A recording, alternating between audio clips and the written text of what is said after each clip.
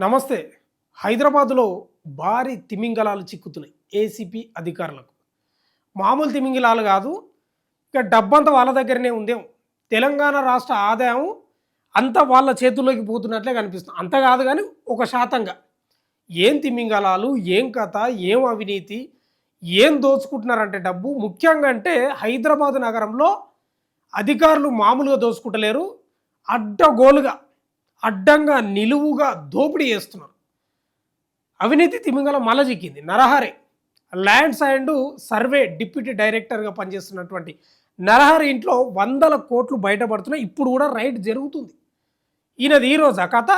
మొన్న హైదరాబాద్ జలమండలి జీఎం సగ్గం అనంత లక్ష్మి కుమార్ ఇంట్లో రైడ్స్ జరిగితే, ఆయనపై రైడ్స్ జరిగితే దాదాపు ఎన్ని కోట్లు బయటపడ్డాయంటే ఆస్తులు, ఆయన విలువ, ఆయన సంపాదించిన అక్రమాస్తులు 120 కోట్లకు పైగా ఆస్తులు సంపాదించినట్ట జలమండలి అధికారి కేవలం. ఇదేది నిన్న ఎప్పుడు మోహన్ నాయక్, ఆయన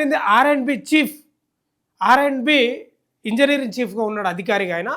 ఆయన ఇంట్లో కూడా వందల కోట్లు దొరికినాయి. ఇవాళ నరహరి ఇంట్లో ఈయన ఏంది ల్యాండ్స్ అండ్ సర్వే డిప్యూటీ డైరెక్టర్గా ఉన్నాడు. ఏం అవినీతి, ఏం కథ. అసలు హైదరాబాద్ నగరంలో విచ్చలవిడిగా అవినీతి చేస్తూ ఉన్నాం. నేను అందుకే ఈ లంచాల గురించి, ఈ తిమింగలాల గురించి వచ్చినప్పుడు ఒక మాట మాట్లాడుతుంటా కామన్గా. హైదరాబాద్లో వీళ్ళు సంపాదించే ఈ సంపాదన, ఈ దోపిడీ తెలంగాణ రాష్ట్రం అప్పుల్లో ఉంది.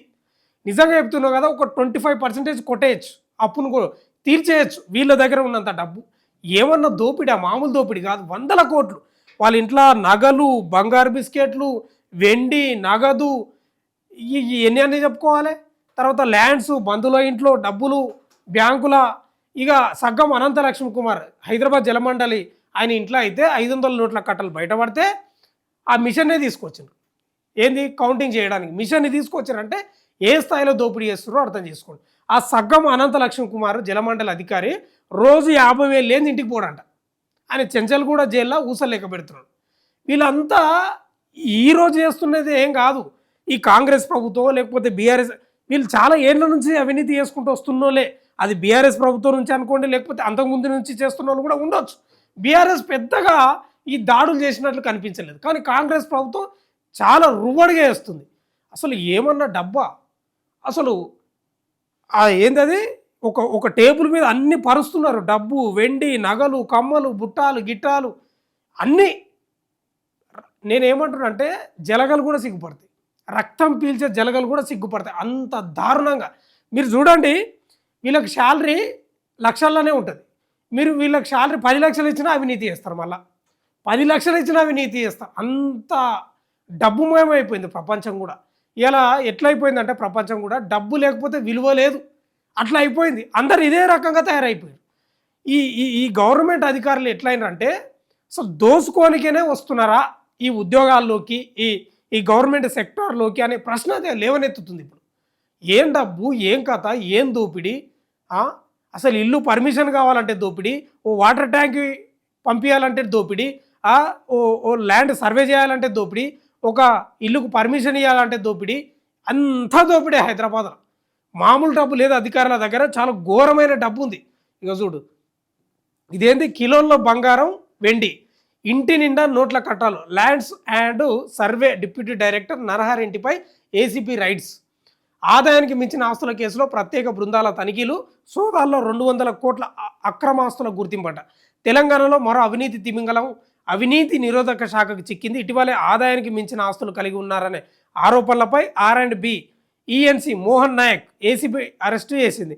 తాజాగా ఇవాళ land and survey deputy director Narahari ఇల్లు, కార్యాలయాలు, ఆయన బంధువులు, సన్నిహితుల ఇళ్లలో ఏసీబీ సోదాలు కొనసాగుతున్నాయి. ఆదాయానికి మించి ఆస్తులు కలిగి ఉన్నారనే పక్కా సమాచారంతో హైదరాబాద్లోని పాతబస్తి, చెత్రినాక, నారాయణగూడలోని survey Bhavan, survey settlements and lands records commissioner ఆఫీసాల్లో సోదాలు కొనసాగుతున్నాయి. ఇప్పటికి కూడా కొనసాగుతున్నాయి. ఉదయం నుంచి సోదాలు చేస్తున్న అధికారులకు షాక్ గురి చేసేలా కిలోల కొద్ది బంగారం, వెండి, ఇంటి నిండా నోట్ల కట్టలు కనిపించినాయట. దీంతో అక్రమాస్తులు కూడబెట్టినట్లు గుర్తించారు. ఇప్పటి వరకు నిర్వహించిన సోదాల్లో 200 కోట్ల అక్రమాస్తులు గుర్తించినట్లు సమాచారం. ఇంకా అయిపోలే సోదాలు, ఇంకా జరుగుతున్నాయి. ఇప్పటికే 200 కోట్లు. ఏంది ఇప్పుడు నేను వీడియో వేసే టైంకి ఎంత అవుతుంది? టైము 3:43 అవుతుంది. ఈ టైంకు సరే 3 గంటల వరకు అనుకోండి ఇది వచ్చిన సమాచారం. 200 కోట్ల ఆస్తులు గుర్తించారంటే ఇంకా సోదాలు జరుగుతున్నాయి. నువ్వు నరహరివా లేకపోతే ఇక ఏంది అది నరహంతకునివా అట్లా ఉంది పరిస్థితి. కీలకమైన భూమి పత్రాలు, బ్యాంకు ఖాతాల వివరాలు, నగదు, బంగారు ఆభరణాలు స్వాధీనం చేసుకున్నారు. బెడ్రూమ్లో బెడ్ కింద 1.10 కోట్ల విలువైన నోట్ల కట్టలు, బీరువాల్లో భారీగా బంగారం, వెండి ఆభరణాలు గుర్తించారు. సంచుల్లో నోట్ల కట్టలు నింపి సజ్జపై దాచి ఉంచిన డబ్బు స్వాధీనం సజ్జపై దాచి ఉంచినట. అలాగే చెత్తిరినాక నివాసంలో ఖాళీ బాండు పేపర్లు, చెక్కులను సీజ్ చేశారు. ఏసీబీ డీఎస్పీ శ్రీధర్ నేతృత్వంలోని ప్రత్యేక బృందాలు రేడ్స్ కొనసాగిస్తున్నాయి. హైదరాబాద్తో పాటు చుట్టుపక్కల ప్రాంతాల్లో మొత్తం 11 ప్రాంతాల్లో ఈ సోదాలు జరుగుతున్నాయి. నరహరి అక్రమ సంపాదనకు సంబంధించి గతంలోనే ఏసీబీకి అనేక ఫిర్యాదులు అందాయి. దీంతో పక్కా ప్లాన్తో ఆధారాలు సేకరించిన ఏసీబీ ఇవాళ సోదాలు నిర్వహిస్తున్నారు. ఈ ఘటనకు సంబంధించిన పూర్తి వివరాలు ఇంకా రావాలంట. వీళ్ళు ఇట్లా చెలరగిపోవడానికి కారణం ఏం తెలుసా? ఉన్న లోపం ఏం తెలుసా? వీళ్ళను సస్పెండ్ చేస్తారు. అంటే 6 నెలలు, సంవత్సరం, 2 నెలలు సస్పెండ్ చేస్తారు. డిస్మిస్ చేయాలి అంటున్నాను నేను. ఎందుకే నాకు అర్థమైతలేదు. ఈ చట్టాలు ఎందుకు మార్పు తీసుకొస్తలేరు? ఈ డబ్బంతా ఈ కొంతమంది దగ్గర ఎందుకుంది అంటున్నా. ఈ సస్పెన్స్ కాదు, డిస్మిస్ చేయాలి, పూర్తిగా తొలగించాలి. అప్పుడు కానీ దారికి రారు. ఈ ప్రభుత్వాలేమో సిగ్గుమాలే ప్రభుత్వాలేమో ఆ యొక్క ప్రయత్నాలు చేయవు. ఈ ఏంది సస్పెన్షన్ చేస్తే అడ్డగోలుగా చెలరేగిపోతున్నారు. పోతేందో 6 నెలలు 1 ఇయర్ ఉంటాం వస్తాం అయిపోయి. ఏంది అంటున్నా. ఆర్థిక వ్యవస్థ ఏడ ఉంది? డబ్బు ఎవరి చేతుల్లో ఉంది? రాజకీయ నాయకులు ఏమైనా తక్కువలు అంటే వాళ్ళు కూడా ఏం తక్కువలేం కాదు. వీళ్ళు పిల్లని తింటే వాళ్ళ పిల్ల మాయం తింటారు రాజకీయ నాయకులు. వాళ్ళేం తక్కువలేం కాదు. డబ్బంతా ఉన్నది వీళ్ళ దగ్గరనే. ఈ హైదరాబాదులో లేదా గవర్నమెంట్ జాబులు చేసే కొంత రెవెన్యూ ఈ డిపార్ట్మెంట్కి సంబంధించిన ఈ హైదరాబాద్లో వివిధ రకాలుగా టౌన్ ప్లానింగో లేకపోతే ల్యాండ్ అండ్ సర్వే R&B వీళ్ళతోటి రాజకీయ నాయకులతోటి ఉన్నంత డబ్బు ఎక్కడ లేదు, వీళ్ళతోటే ఉంది. ఇంకా కాంట్రాక్టు చేసేటోళ్ళతో ఏం డబ్బు ఏం కథ? కొంచెమైనా బుద్ధి ఉండాలి కదా. ప్రభుత్వాలు కూడా ఎందుకు ఇంత సీరియస్గా తీసుకోవు? ఏం డబ్బు 100 కోట్లు. ఆనాడు అనంత లక్ష్మీకుమారు ఇంట్లో సోదాలు చేస్తే 100 కోట్లకు పైగా, ఆయన మోహన్ నాయక్ ఇంట్లో 100 కోట్లకు పైగా, ఇప్పుడు ఈ 200 కోట్లకు పైగా ఇంకా సోదాలు జరుగుతున్నాయి. ఆడనేమో పేదరికం అట్లే తాడవిస్తుంది. నేనేమంటున్నా అంటే ఈ డబ్బు అంతా మీ దగ్గర ఎందుకు అంటున్నా. ఆ స్కూళ్ళ మీద పెట్టవచ్చు కదా, ఆ విద్య మీద పెట్టవచ్చు కదా, ఆ హాస్పిటల్ మీద పెట్టవచ్చు కదా. ఏం చేస్తున్నారు మీరంతా? కుమ్మక్క అయితేలేరా రాజకీయ నాయకులు? ఇంకో తమాషా చెప్పుతున్నా మీకు. వీళ్ళంతా రాజకీయ నాయకులు అండ చూసుకొనే చేస్తారు. స్థానిక ఎమ్మెల్యేనో మంత్రులు వాళ్ళ అండ చూసుకొని చేసేటోళ్ళు చాలామంది ఉంటారు. వాళ్ళకు కూడా కమిషన్ పోయే అవకాశం ఉంటుంది. వీళ్ళకు సంబంధం లేదు అననికి లేదు, 100% సంబంధం ఉంటుంది. దాన్నే అక్రమ సంబంధం అంటారు. ఈ రకంగా దోపిడీ జరుగుతుంది హైదరాబాద్ నగరంలో. ఇక ఎట్లుంటుంది తెలుసా? 2 ఫ్లోర్లకు అనుమతి ఉంటుంది, వాడు 4-5 కట్టింటాడు.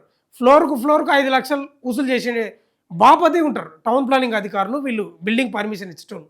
ఈ రకంగా దోపిడీ చేస్తున్నారంటే సగ్గం అనంత లక్ష్మీకుమార్ అయితే రోజు 50,000 లేనిది ఆయన ఇంటికే పోడంట. టైం ఆయన ఆఫీస్ టైం అయిపోయినా కూడా ఓ 5,000 తక్కువ ఉన్నాయి, 50,000 భర్తీ అయినాకనే పోయేటోడంట. ఆ రకంగా దోపిడీ జరుగుతుంది రాష్ట్రంలో కానీ దేశంలో. సరే దేశం పక్కన పెడితే రాష్ట్రంలో జరుగుతున్న ఈ అవినీతి తంతును ఏం చేయాలి? వీళ్ళకు భయం కలిగించాలంటే ఏం చేయాలి? సస్పెన్స్ కాదు, డిస్మిస్ చేయాలి 100%. అది ఎప్పుడైతే డిస్మిస్ చేసే చట్టం వస్తుందో అప్పుడు మాత్రం వీళ్ళు దారికి వస్తారు తప్ప అంతవరకు రారు. హైదరాబాద్ నగరంలో ఇంకా చాలామంది ఉన్నారంట. వస్తున్న సమాచారం ఏంటంటే ఇంకా చాలామంది ఉన్నారంట. వాళ్ళ బండారం కూడా బయట పడుతుందంట. ఇట్లా ఉంది హైదరాబాద్ నగరంలో. నేను అదే అంటున్నా. చివరిగా నేను చెప్పేది ఏంటంటే ఇవి తగ్గాలంటే డిస్మిస్ చేయాలి, సస్పెన్స్ కాదు. ఇంకోటి ఏంటంటే వీళ్ళకి అండగా రాజకీయ నాయకులు, ఎమ్మెల్యేలు, మంత్రులు వీళ్ళు అండగా ఉంటారు కాబట్టి వీళ్ళు ఇట్లా చెలరేగిపోతారు. మొత్తం మీద అయితే జలగలు సిగ్గుపడే విధంగా పేదల రక్తాన్ని, సామాన్యుల రక్తాన్ని బతకనికి వచ్చి ఓ ఇల్లుగా కట్టుకుంటేనో కొనుక్కుంటేనో వాళ్ళ దగ్గర రక్తాన్ని పీల్చి జలగలు కూడా సిగ్గుపడే రకంగా ఈ ఆఫీసర్లు ప్రవర్తిస్తున్నారంటే మీరే అర్థం చేసుకోండి ఏ స్థాయిలో అవినీతి జరుగుతుందో. ఇట్లా ఉంది హైదరాబాద్ నగరంలో. చూస్తూనే ఉండండి మన తొలి వెలుగు.